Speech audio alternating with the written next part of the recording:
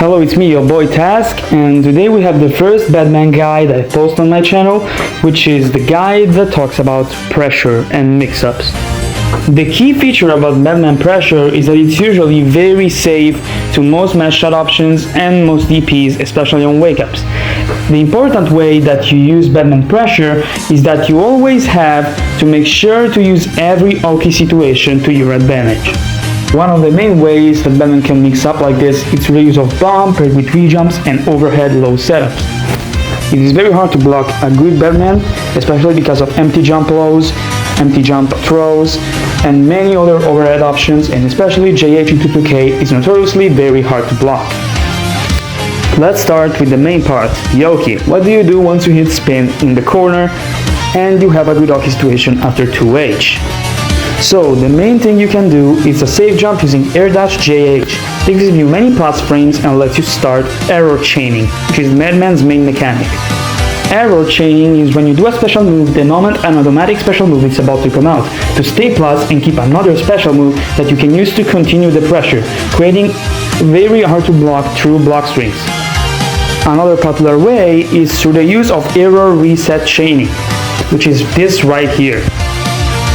Basically, what this means is that you are resetting the opponent into a second error chain by making bomb hit on their wake up with specific handers, so that you can start the error chain back from scratch.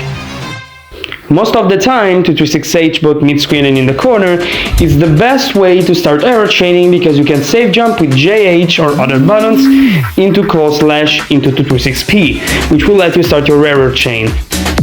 When your error chain is over, you're gonna wanna do 236H while the nail follow-up is hitting. However, this will also let you restart the error chain if you have enough meter to do so. To do so, just do 236H, 66 FRC, 214P into charged level 2 236H. This will keep you plus enough to close slash and restart the error chain from scratch. Though it's not the best option to always reset the error chain, sometimes it's better to go for a mix-ups using BRCs, jump cancels, and all sorts of other stuff. With Task B, you can't obviously start the error chains mid-screen, but you can start them in the corner by obviously doing the safe jump into the close slash into 236P once again. Talking about mix-up now, there's a lot of ways he varies his pressure, such as doing 214K after a JH to grab the opponent.